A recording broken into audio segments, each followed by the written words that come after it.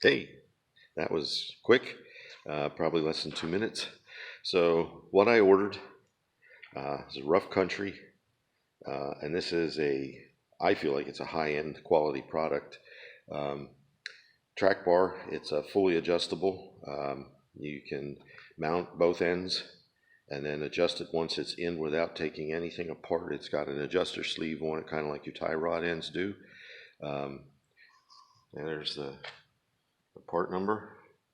Um, I ordered this part through my local 4x4 shop. And shout out to Mike down at Down and Dirty Off Road in Hamburg, Pennsylvania. He actually, I appreciate this, he actually got me the best part for this job and the best price on this part. This is a rough country. I looked at it online and they had it. It was free shipping, anything over a certain price is free shipping, which, we all appreciate that, right? Because sometimes shipping can be more than the actual part that you need. So it was 149.95 or something like that. It was close to 150 bucks, which it would have been 150 with the tax, maybe a little over. So this one shipped into him,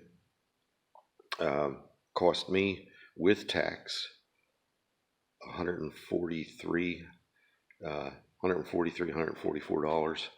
So that was better than I would have gotten online. And the reason I say this is the best part for this aspect of the project is because this also comes with a new frame mount bracket. So um, let's grab the flashlight out of my toolbox here quick, and I'll show you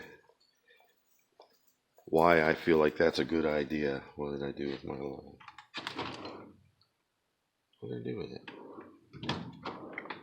Oh, that sucks. Can't find my flashlight, and I can't turn the light on with this camera. So, well, it's recording video. I suck. All right, well, I'll do the best I can here. I don't know if you can see it in there. That's it, right there next to the coil spring, just above the stabilizer. It's not horrible. I mean, it's not weak or there's nothing structurally wrong with it, but it's scaly, and somehow or other, I did not properly coat it with a POR 15.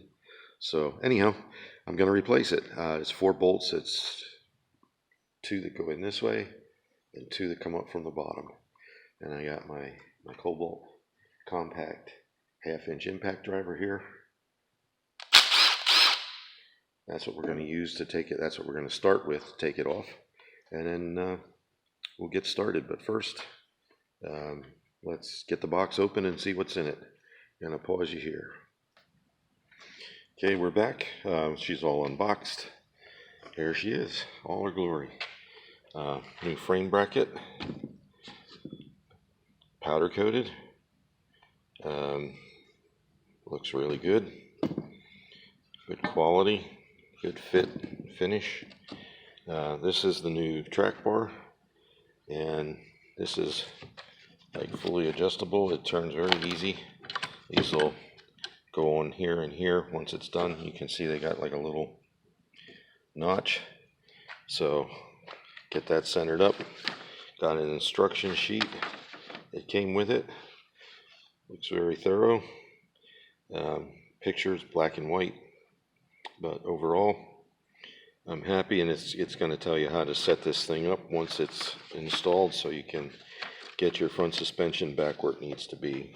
Came with a warning label to the driver. Vehicle has been modified to enhance off-road performance, and as a result, this vehicle may handle differently than a factory-equipped vehicle. Extreme care, blah, blah, blah. So I don't know if I'm going to put that anywhere. Not what I was looking for. And then, of course, the service sticker, that I may put someplace. Not sure where I'll put that yet. But recheck and retighten wheels after 50 miles. I am not taking the wheels off to do this job. All suspension components must be retightened at 500 miles and then checked every 3,000. Periodically check tightness. And I'll write that in something that can be wiped off and redone each time I do that. As I've had this thing a little over 2 years now, and I've only put 7,500 miles on it, a little over 2 years. I'm not overly concerned. This won't start to see any significant accumulation of miles until I retire, which will be either in 2021, maybe 2022. It depends. I still have to build my retirement home.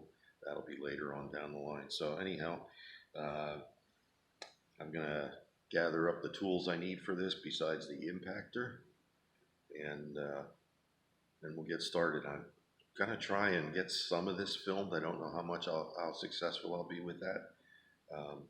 Not filmed. There is no film. It's all digital. Try to get some of this recorded. Little things like that. What can I say? So anyhow, I'm gonna figure out wrench sizes, socket sizes, and I'll be back.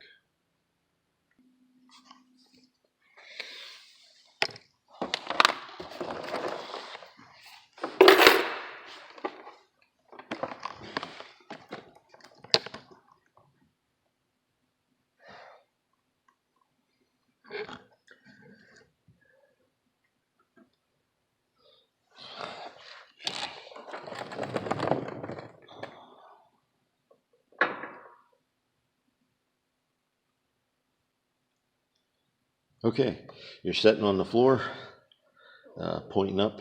The lights looks like it's in frame, so I'm going to go ahead and drop this one a while. Oh, look at that. Yeah.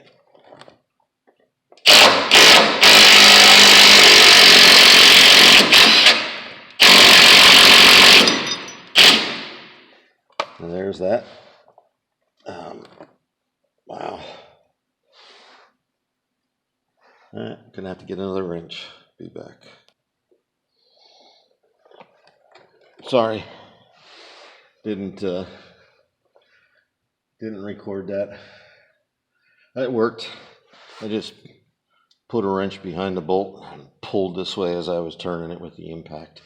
So that ends out. Now it's just get to the other side, and I'm gonna pause you again and see if I can set up the shot so you can watch. Okay, sorry, it's gonna be part 2.